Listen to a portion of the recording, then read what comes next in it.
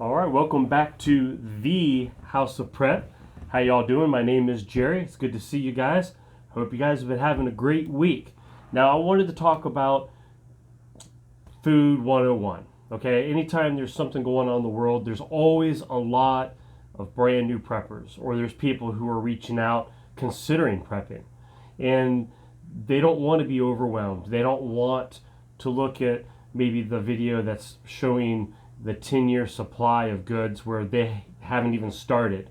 So let this be an encouraging video with it being 101, right? Let's just kind of starters.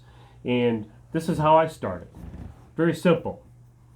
So when I started prepping, I started kind of like watching videos and myself and some years ago and asking some people. I've watched some TV shows and I was kind of like, what about, do I get some rice?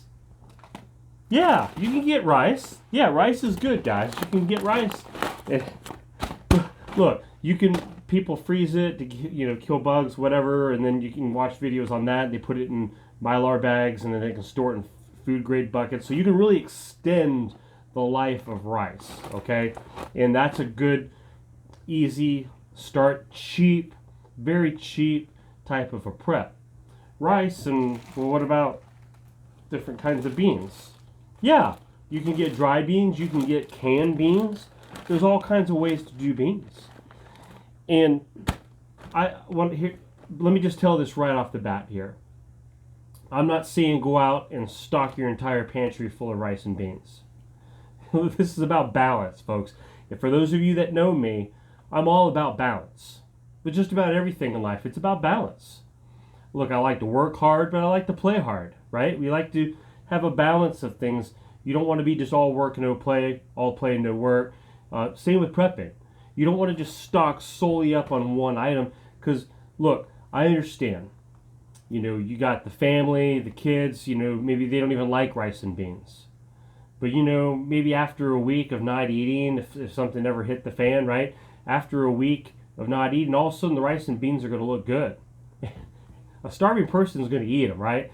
So, but does that mean we have to prep solely for that? Well, no. You can have balance. It's okay.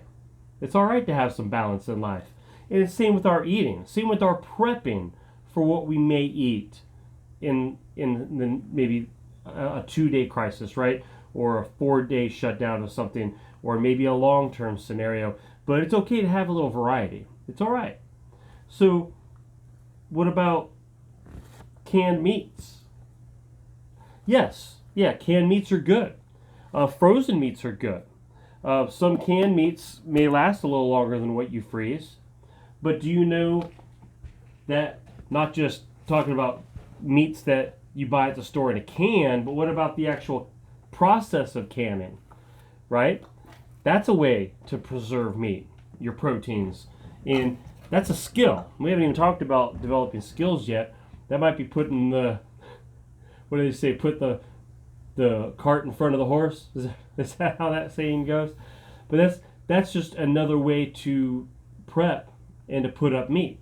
You can have some of everything. Put some in your freezer. You can buy some in the cans, whether it's tuna, chicken, beef, pork, all kinds of selections we have nowadays. Or you can can your own. I like to do my own canning. Excellent. If you've never done it before, there's plenty of time that you can still learn how to do this. Look, it's never too late. I know sometimes it seems like it. Sometimes you hear say, if you haven't started now, it's too late. No, that's not true. I had people say that to me years ago. And I've been prepping and I'm doing fine. I'm happy. I'm comfortable in my style. Well, what about vegetables?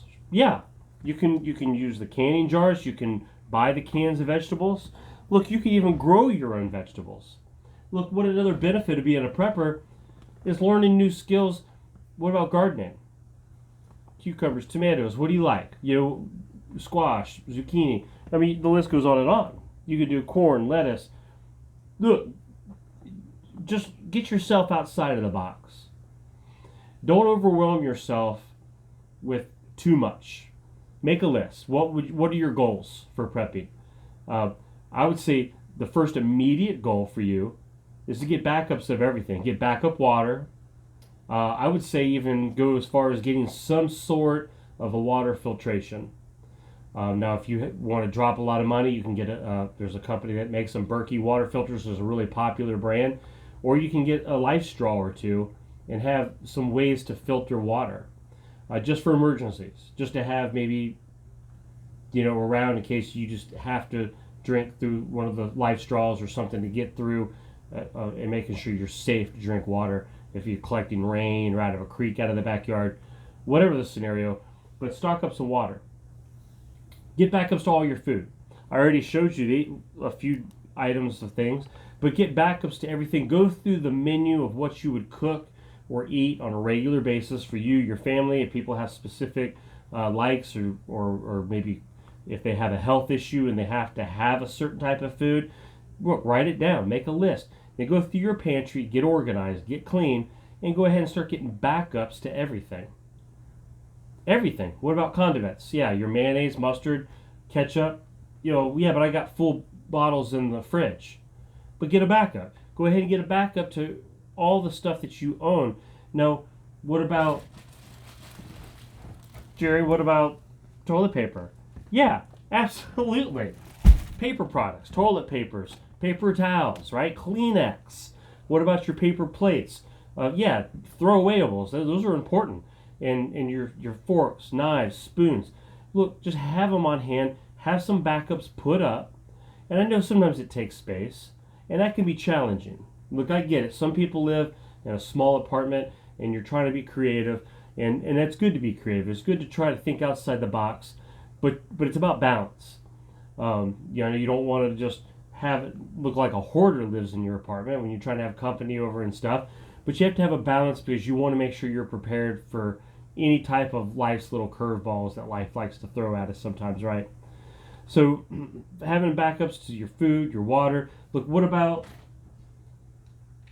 vitamins? Yeah, you need to have plenty of vitamins, not just the vitamins that you should be taking, right? But what backups? You want backups to all your vitamins. What about toothpaste, toothbrushes?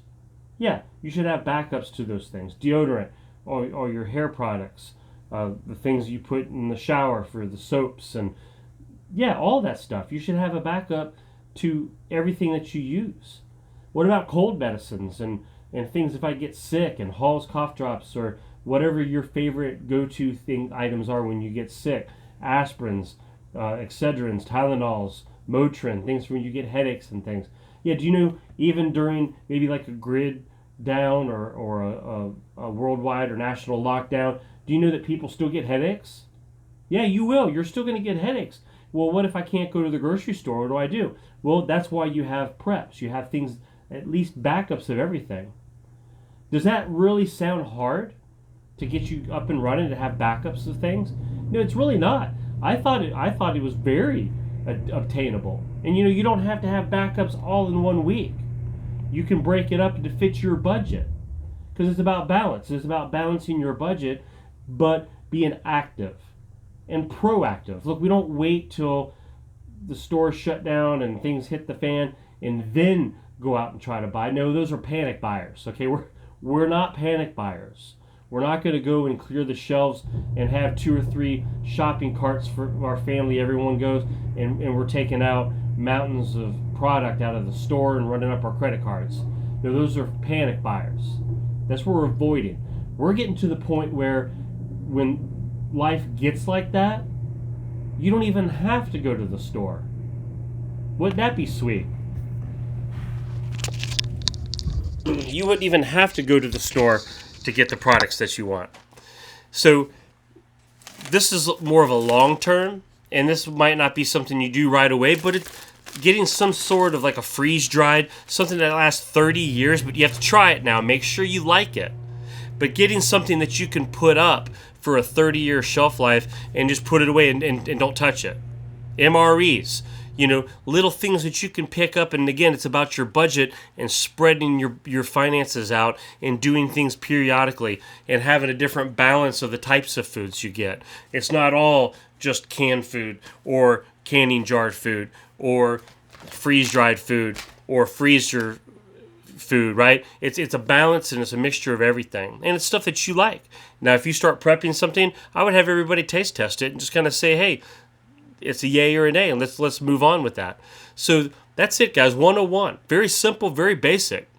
And I just wanted to come back and touch base because, again, when the world starts getting crazy, more and more people start looking for answers. And I'm just trying to pass on things and encouragement, things through life that I started, and I just want to continue to always have videos that comes down to that level. So I will talk to you guys later, and you guys have a great one.